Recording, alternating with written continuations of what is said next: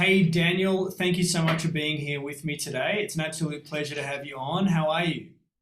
Thank you. Thank you so well, actually. Thank you for having me. It's such a pleasure to see your face and connect like this one on one. No, you're really welcome. So, for everyone watching at home, Daniel is one of our top students. Of course, my name's Matt. I'm the head trainer and mentor at the Coaching Institute or the International Coaching Institute. And Dan has been one of our students for, I think, is it a year now or is it a couple of years or? It's a couple of years, just gone over 2 years. Yeah. It's gone on 2 years. And Dan's got a really great story because, and I'll let Dan tell a lot of this, but I met Dan a couple of years ago, wasn't even really looking to become a coach, and now has a entire business model around helping entrepreneurs through coaching entrepreneurs to really learn how to create really successful businesses. And you defined yourself as an adventurepreneur, which I really love because your Dan lives his life as an adventure, is in Bali at the moment. I always see pictures of you riding motorbikes and stuff like that, which is awesome. I actually feel quite jealous a lot of the time because I'm stuck in Melbourne. But so, Dan, start with maybe your beginning. Where were you when I first met you? I know you had a couple of business ideas. Where were you? What wasn't working, right? And what were the problems you were trying to solve a couple of years ago? Yeah, well, actually, it started probably a year before we met. Going back a little bit further was probably hitting a point in my career where I think a lot of us get to at some point.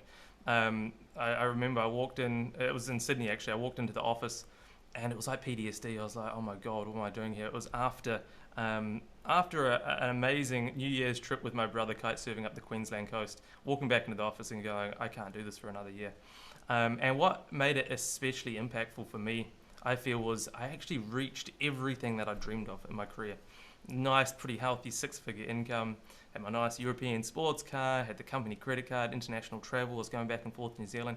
I just had this sinking feeling of going, I just can't do this. This is not who I am. I'd sit in the office looking out the window. I love kite surfing, and the wind would pick up, and my brother, he'd be messaging me going, we're going kite surfing, man. I'm like, I'm stuck here in the office. I can't get out. And so at that moment, I was like, I can't do it. I don't know where it came from, but I resigned on the spot. I called my brother. He was living down in Melbourne. He said, awesome, you're going to come and do something else with me. So that's where I made this. There was this big transition. There's this big jump. It just had to happen at some point. It happened back at the start of 2019. Moved to Melbourne and got into affiliate marketing, digital marketing, built a couple of online businesses. One was affiliate marketing, and then one was a kite surfing apparel brand. And throughout this year of doing that, I kept coming up against these problems. And it was like, they were kind of like, I didn't even know what these problems were, and I didn't even know at the time whether I knew what these challenges were, but on some level I knew that they were kind of just mirror images of what I'd experienced somewhere else along the way on my journey. And I was like, I don't know, I invested in great education. I was following the strategy. I thought I was, and I just kept on coming up against this problem. And at some point, it was I was actually in January, yeah, so a year later, January 2020, I got this invite to come along to TCI. And it was from the community that I was in, and I was like, what's the sales thing? Somebody wants to come and sell me something for a week, and I don't have the time and the money, the effort. I don't really want to do this coaching. Nah, not my thing. He's like, it might not be a sales event. I've paid $30. It's a VIP event. You get free lunch, and I got a free ticket. And I was like, well, if somebody's paying for this, surely it can't be a sales event. And I walked in, and my idea at that time, life coaching, was thinking, kind of almost presupposes somebody's going to tell me how to live my life, and they're an expert on my life. And I'm like, I don't need that. I'm a bit of rebellious by nature, non-conformist. I don't want rules. I don't want instructions. I can do all this alone. I'm probably pretty egotistical. I can figure it out. Yep. And what came up in this session was just whole new ways of thinking. And it almost gave me the keys to unlock a lot of these challenges that I was having. And I thought for a moment, if I did this, who is it that I could become for my business and get the success that I was dreaming of? But then what would this do for me, who I was becoming, for myself, the relationship with myself, relationship with others, and how would this make an impact on my entire journey? I didn't have the money. I didn't have the money for this, but I thought, well, there was an option for a payment plan. It was less than what I was putting into my European sports car a week. And I was like, oh, come on, what's the priority here? So made the decision and jumped in, and that's really where, my life changed at that moment. Did you sell your car? No, I ended up keeping it. Kept both. That's so funny.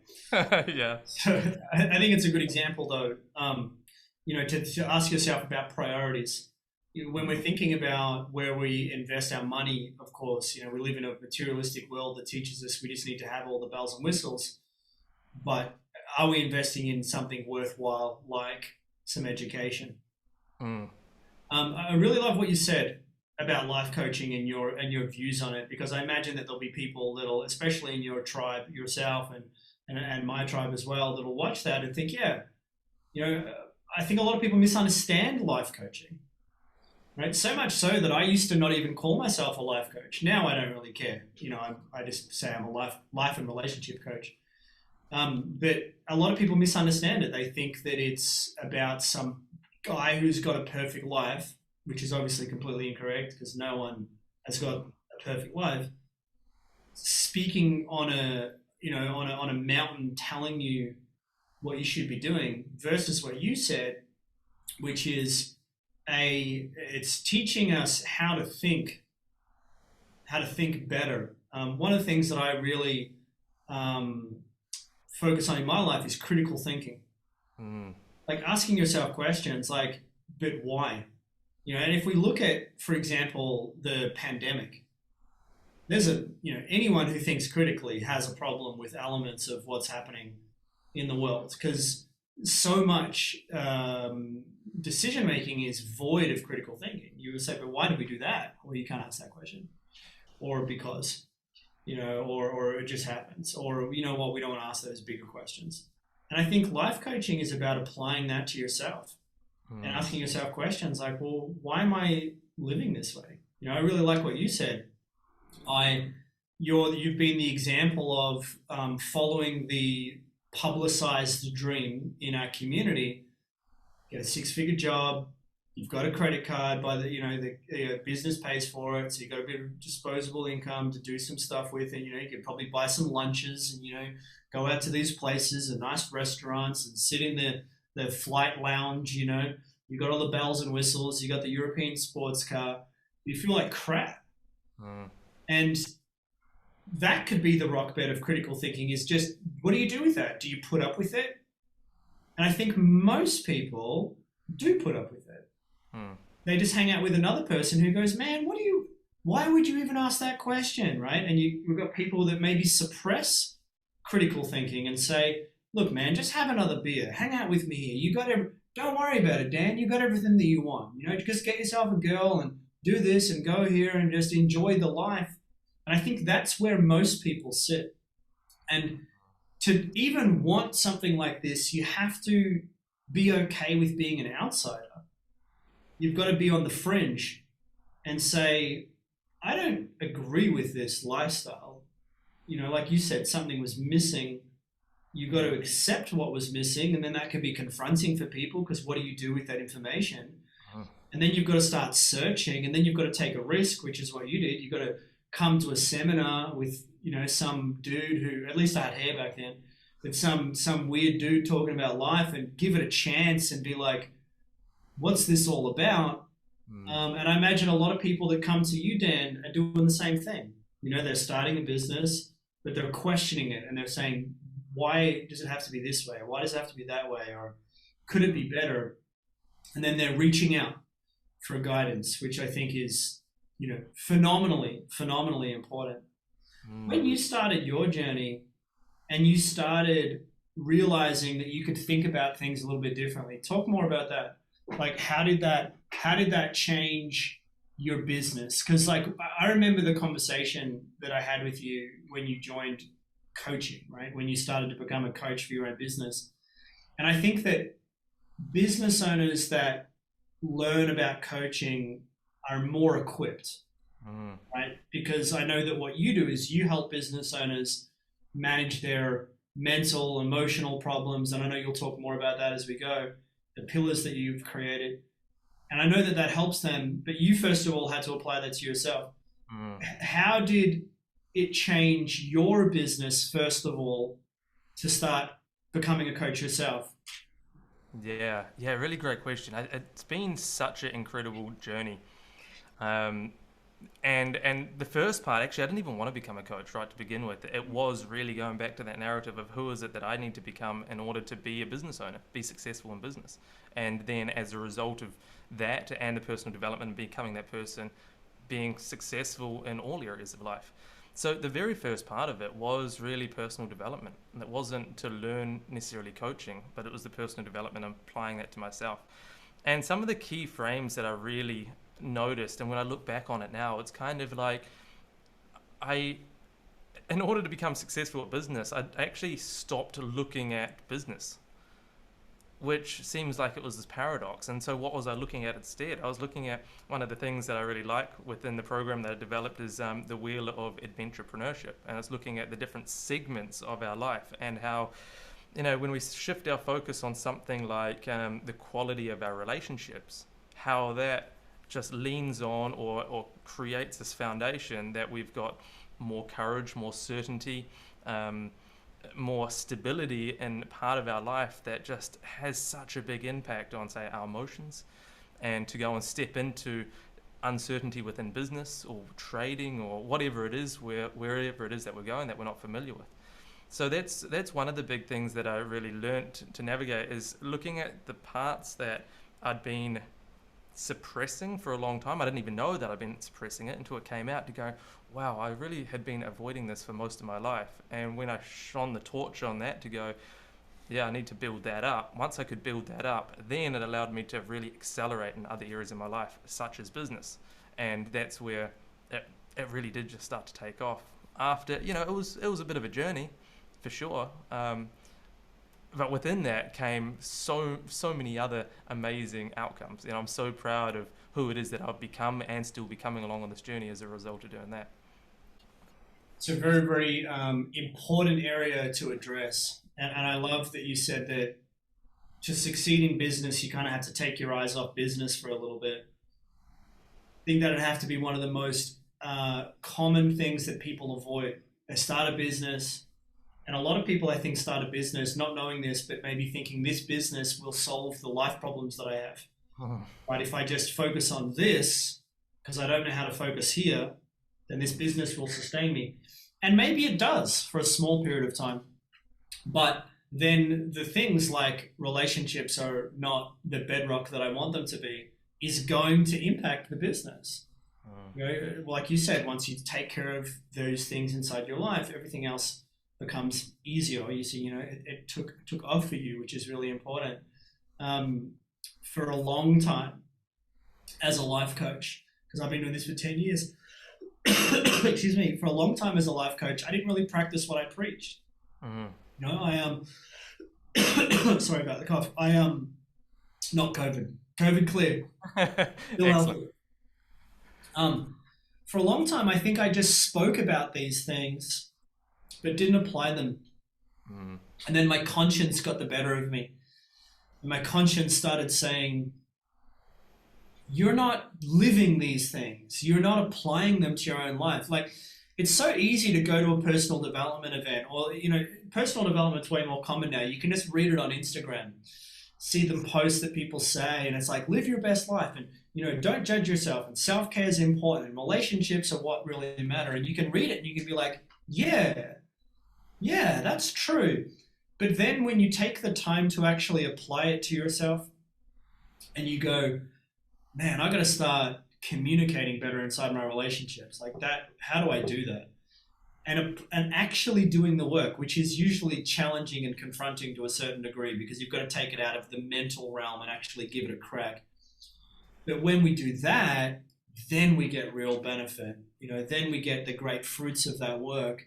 And then I think that it just has to impact our business. I think there's a lot of value in what you're talking about, absolutely. One of the challenges that I see with doing all of this that comes up, and a lot of the people that I worked with, what I discovered over my journey, and then a lot of the people that I've coached around, is that uncertainty. Because it's easy for us to talk about this, right? To go, well, just go and do that hard thing, that challenging thing, or whatever. And people are like, I want it. I want to do it. It's right there. There's something holding me back.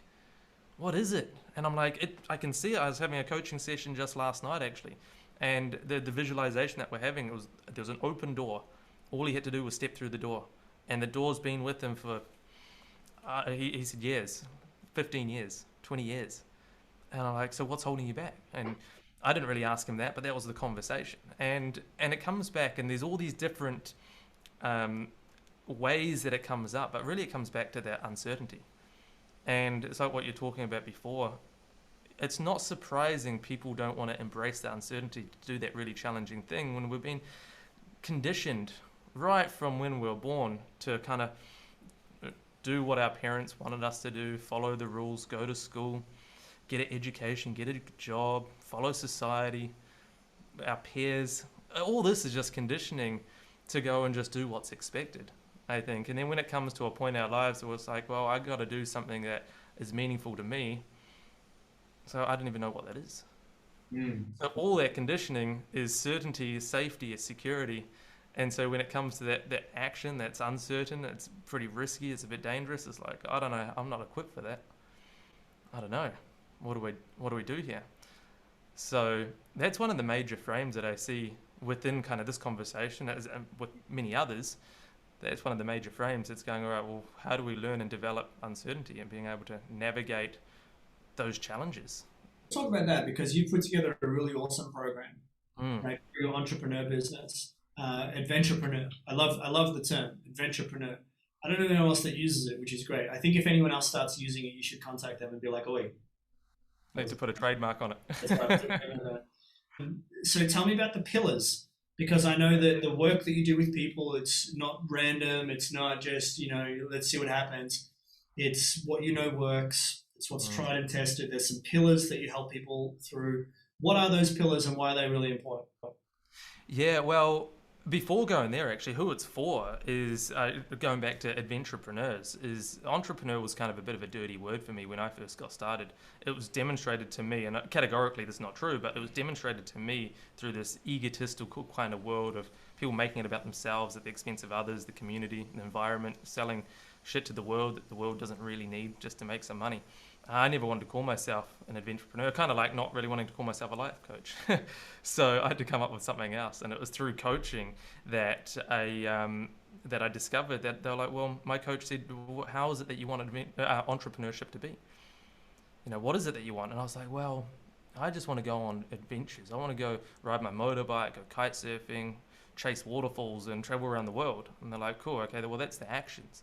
What's the values within that? If you take that to the next level. And I was like, well, it's kind of discovery, it's journey, it's exploring, it's finding out what's on the other side, it's stepping into that uncertainty. It's not really about the destination, it's about the journey and who we're becoming along the way. And that was adventure to me. And she was like, well, is there a correlation here? Is there a link that you could put together? And so then I was like, yeah, what about adventurepreneurship? And somebody actually else has coined this. Jeremy Jensen, he's got the Adventurepreneur Playbook, fantastic podcast. And a lot of my inspiration came from there. So that's where I borrowed his term, so I probably can't trademark it. Maybe he's already got it. Yeah, so really that's where it come from. And then through the evolution of that, helping other people that had this idea, and it really, from what I've seen, it's a blue ocean still. There's not really people that are coaching the space. It's almost coaching for people that don't necessarily align with coaching, because that's where I was. This is me projecting where I was and who I was, and other people really resonate with that and love it. So what I've started noticing, going back to the community that I was part of within digital marketing, building business, entrepreneurship, getting these same challenges that I had: overwhelm, procrastination, imposter syndrome, being stuck, like just feeling stuck in the mud, or avoiding distractions, all these kind of things. I really looked at the language. I really listened to what people had to say. Through many, many coaching hours and discovery, I really realized that it came back to 3 of these pillars that I've included into the program, which is, first one is vision. And what I mean by vision, people go, oh yeah, I don't really know. It's kind of this vague thing, which I think there's 3 parts to vision. Is going, well, what is it? If we got the vision up here, what's personally important to me? What is it? How is it that I want to, what am I going to do with my life and my time? What experience am I creating? Who am I living that with? And, how is this important? The second part is business, the business aspects of who is who is it that I want to serve? What challenges am I going to take responsibility for others? And then the third part is, well, the lifestyle, bringing these two things together. And this is where a lot of people, I think, are missing. They focus on one or the other, and the lifestyle is missing the style for them. So we got to get really clear on that first, because once we've got that, if we're the person that we need to be to live that, we'd already be living it. So then let's go, well, who are we being now? This is where we are, and then we can become that person with intention. This is the map. This is the path we need to take. And it just gives so much more clarity to us on this journey. I'm on this journey. The people that come along, they're on this journey. We're in this journey together. We've got a great community where we're just helping each other out. I'm so inspired by the people that I'm working with. They help me on my journey and still becoming the person I want to become, because I don't think there's any end to that. And then the last V is velocity. So it's how the codes of thinking, the frameworks, the strategies, the proven ways in order to take this journey that accelerates us to that. So it's about gaining momentum, sustaining it, and then accelerating it through lots of different ways, and how we can really move towards that vision. And what I've noticed actually is, once we do this work, really it only takes, for a lot of people, it's taken 18 months. I think that's about the standard within TCI as well. It seems like that is not for everyone, but it seems like that's a pretty strong theme. 18 months. By the time we get there, well, the vision's growing even more, and we've got a new journey to go on. And that's the way it goes. But it's a great example of letting people know there's no magic pill. Anyone that thinks that they're looking for a shortcut, they're not going to get one. It takes, that 18 months is a good amount of time to learn some things, to implement some things into our lives, to transform ourselves, to become transformed, and really start creating some different results. What would you say to someone who's watching this interview and they're resonating with it and they want to get in touch with you? What's the best way that they can get in touch? Yeah, I would say jump on a call. Let's just see what's important to you. Like, there's no real magic kind of just do this and you'll figure it out. It's kind of one of these things. The first thing I say to anyone is get on a call that's not just a conversation that you have with your friend. Right. A coaching call is a little bit different, or a proper discovery call is a bit different, because we can go deeper and discover things that maybe they've never been aware of before. And from there, make a decision from a place of going, understanding of going, oh, that's what it was. So I'll say, if you're ready to face your reality, jump on a call, reach out, Facebook, Instagram, parallaxtransformations.com. There's plenty of ways. People are pretty smart, they can figure it out. Once we're prepared to face a reality, well, then it creates there's a choice. Keep doing what I've always done or do something else. Yeah. And that's when, once we decide to do something else, now on an emotional level, we're more committed. I think a lot of people are stuck in that logical level of going, I need to do this. But decisions aren't really made from logic. They're just reinforced by logic. It needs to come from within us. When we go, well, this is actually where my soul is wanting to go. This is important to me. I'm connected with this. The power in that is so much more. They're like, actually, it's not as scary as what my ego mind or my mind on some level was saying that it was going to be. I've actually got this much stronger drive within me. Good on you. Well said. Well, hey, congratulations on what you've achieved personally over 2 years. It's been an exceptional amount of growth, small amount of time. I look forward to watching your journey over another 10 years, 20 years, and seeing what you're doing then. And I think it's a great, wonderful service that you provide for people that are looking for guidance. And so if anyone's watching this and you are looking for a little bit of a hand up, or you are feeling a little bit lost, or you're feeling maybe a bit overwhelmed, or you're procrastinating, if you've got an opportunity to work with Dan, I highly recommend it. Do what he said and jump on his Facebook or Instagram or his website, reach out and book a call with him. Because I know this man personally, and I think that he'll take great care of you. Thank you so much, Dan. Thanks for being around. Thank you. Thank you so much for your time. It's been a pleasure.